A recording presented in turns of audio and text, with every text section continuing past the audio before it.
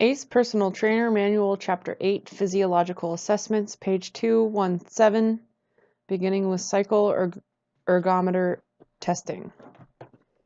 Submaximal cycle ergometer tests, including the YMCA bike test, are useful assessment tools to estimate VO2 max without maximal exertion. As long as the heart rate has achieved a steady state at an appropriate workload, exercise heart rate can be used to predict VO2 max. In the case of the YMCA bike test, calculations can be made using a simple chart. Cycle ergometer testing has many advantages in assessing cardiorespiratory fitness. These tests are performed in a controlled environment using stationary cycles, some of which are specifically designed for fitness testing. These testing cycles are easy to maintain and very portable. Another advantage with this type of testing is the fact that it is easier to manually measure exercise heart rate and blood pressure because the arms are relatively stationary as compared to treadmill testing. For those with balance problems or unfamiliarity with the treadmill, cycle ergometer testing is preferred. There are also disadvantages to cycle ergometer testing. Because many clients are not accustomed to cycling, the cycle ergometer test may underestimate the client's actual cardiorespiratory fitness, since he or she may prematurely experience leg fatigue, therefore underestimating the VO2 max. The exercise blood pressure may also be higher than if the client was testing using a treadmill test. This is due to the prolonged muscular contractions likely caused by the slow, controlled cadences of the test protocols themselves. And, as is the case with submaximal treadmill testing, the accuracy of these two tests is based on an initial maximum heart rate prediction. Monarch and Bodyguard both make suitable cycle ergometers. These cycles are more expensive than standard stationary cycles and are often only utilized for the purpose of fitness testing. Because they lack many of the features of modern electronic cycles, they are typically not utilized on the fitness floor. Consequently, testing with these protocols using traditional health club bikes is difficult, as the workloads or levels are predetermined and may not match the intensities required for the test protocol. Contraindication. Cycle ergometer testing should be avoided when working with obese individuals who are not comfortable on the standard seats or are physically unable to pedal at the appropriate cadence.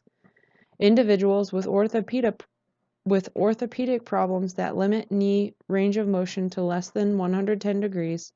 Individuals with neuromuscular problems who cannot maintain a cadence of 50 rotations per minute. YMCA bike test. This test is commonly used in university settings and clinical research, and it is therefore important for personal trainers to understand the protocol and applications.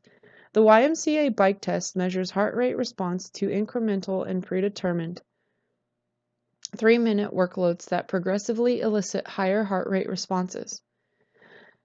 The heart rate responses are then plotted on a graph against workloads performed. As exercise heart rate correlates to a VO2 score, the heart rate response line is extended to determine maximal effort, i.e. maximal heart rate, and estimate the individual's VO2 max. The equipment you need is a cycle ergometer, a stopwatch, a heart rate monitor with a chest strap, a metronome, which is optional, a sphygmomanometer, sphygmomanometer, sphygmomanometer. Wow, that is a funny looking word. You need one of those and a ratings of perceived exertion chart. I'm going to look up that word so we at least know what it is. Hopefully it will have a pronunciation guide with it.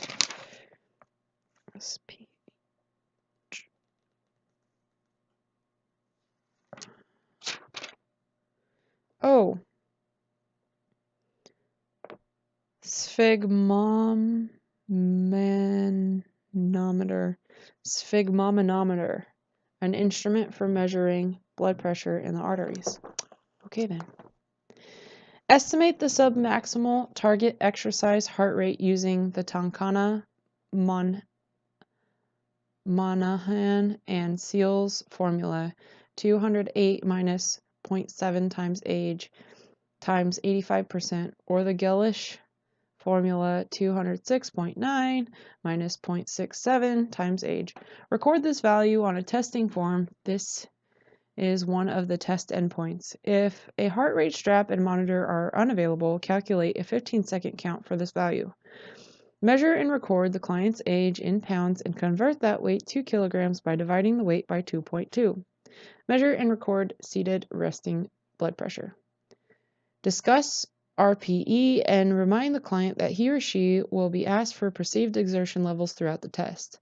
Adjust seat height and record the seat position for future tests to ensure consistency between tests. Position the pedal at the bottom of a revolution so that the crank arm is oriented vertically. Have the client place the heel of the foot on the pedal. The knee should be almost straight, 5 to 10 degrees of flexion in this position, with the ankle held in neutral, i.e. the toes should not be pointed in either direction. Test results may be inaccurately low due to premature fatiguing of the quadriceps if the seat is too low. The seat and pedal position should be comfortable for the client. If a cadence meter is available on the bike, instruct the client to ride at 50 RPM. If the cadence meter is unavailable, use a metronome set to 100 beats per minute to coincide with each pedal stroke. Allow for a 2 to 3 minute warm-up period at a low intensity, 3 out of 10 effort, to allow the client to practice and familiarize himself or herself with the cadence. There should be very low tension on the cycle during the warm-up. Let the client know that the test will be stopped once he or she has achieved 2 steady-state heart rates as described on the next page. Test protocol and administration. Each stage is 3 minutes long. The first workload is set to 150 kgm per minute, or 15 watts, or 0.5 kilograms. Continually coach the client to maintain the 50 RPM cadence. Measure and record heart rate and RPE at the end of each minute. Measure and record blood pressure at the start of the third minute. Before progressing to the next stage, the heart rate at the end of the third minute must be within 5 beats per minute of the heart rate at the end of the second minute to indicate attainment of HRSS. If the subject has failed to achieve HRSS between these two time frames, have him or her perform another minute at the same workload. During the last 15 seconds of stage 1, measure the client's heart rate. This heart rate will determine which workload follows in stage 2. For example, if the client's HRSS is 94 beats per minute at the end of stage 1, he or she will proceed to 450 kgm per minute, or 75 watts, or 1.5 kilograms during stage 2. If the client's HRSS is 88 beats per minute, he or she will proceed to 600 kgm per minute, 100 watts, or 2.0 kilograms during stage 2. Once a column is selected for stage 2, the next 2 workloads must remain consistent with each specific column, e.g. if stage 2 is performed at 600 kgm per minute, 100 watts, then follow the same column to 750 kgm per minute, 125 watts, and 900 kgm per minute, 150 watts for the next 2 stages. Record the heart rate, RPE, and BP for each stage. The tension settings may loosen during the test. It is important for the tester to pay attention to both the settings and the cadence throughout the test to ensure consistent workloads.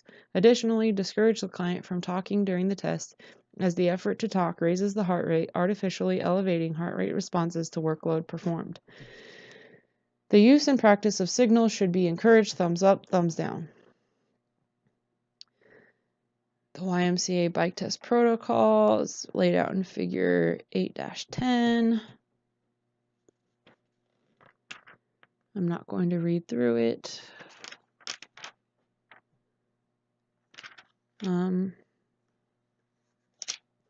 To ensure an accurate test, at least 2 stages must be completed to plot the appropriate heart rate response.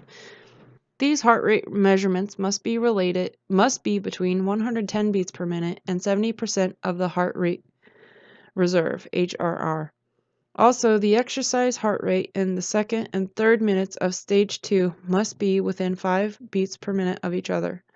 If the heart rates are greater than 6 beats per minute apart between the second and third minutes, the client will continue for 1 more minute at the same workload in an effort to achieve HRSS.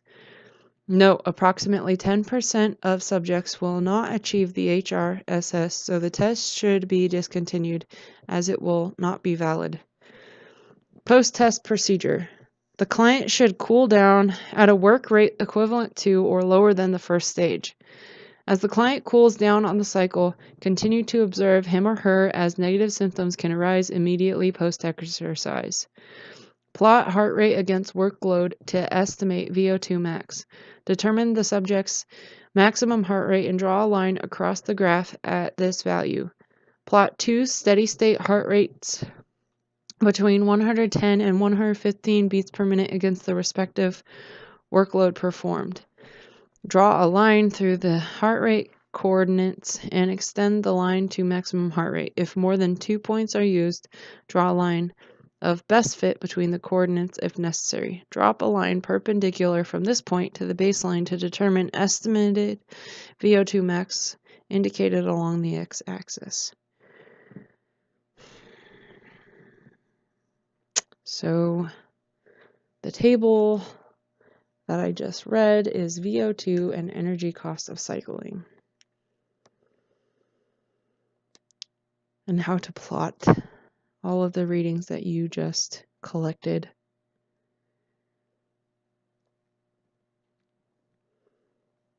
It's figure 8-11, and it says heart rate responses to 3 submaximal work rates for a 50-year-old sedentary male weighing 79 kilograms or 174 pounds.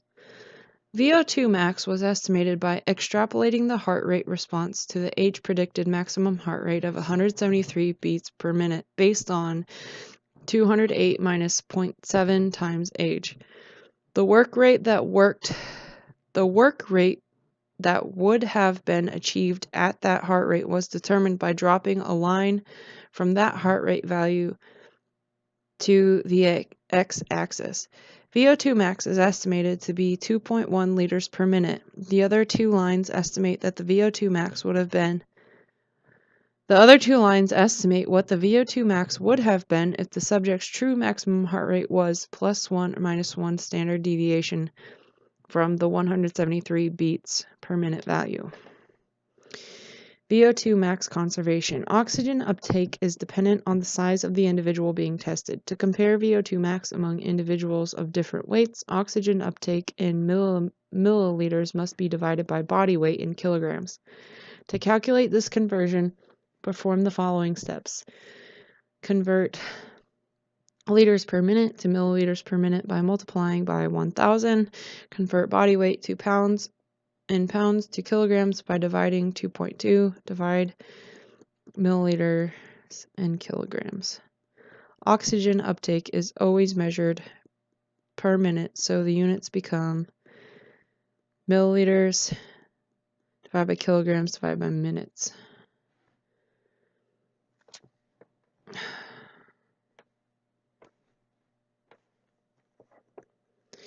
There's a do the math table talking about 2 clients who both achieve a VO2 max of 3.6 liters per minute during exercise testing.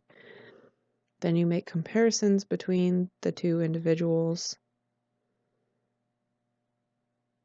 by accounting for the body weight in the equation.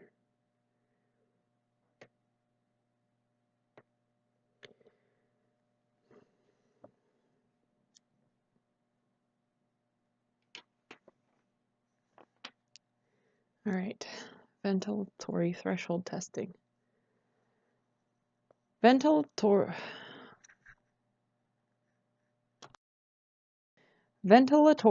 threshold testing is based on the psychological principle of ventilation. During submaximal exercise, ventilation increases linearly with oxygen consumption and carbon dioxide production. This occurs primarily through an increase in tidal volume, i.e., the volume of air inhaled and exhaled per breath.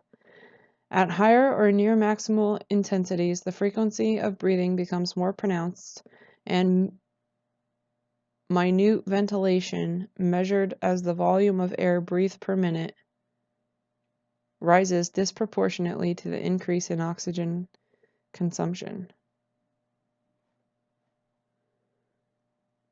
The disproportionate rise in breathing rate represents a state of ventilation that is no longer directly linked with oxygen demand at the cellular level and is generally termed the ventilatory threshold. The overcompensation in breathing frequently results from an increase in carbon dioxide output related to anaerobic glycolysis that predominates during near maximal intensity exercise.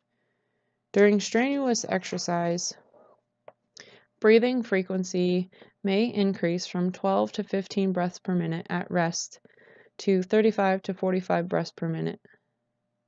While tidal volume increases from resting values of 0.4 to 1 liter up to 3 liters or greater.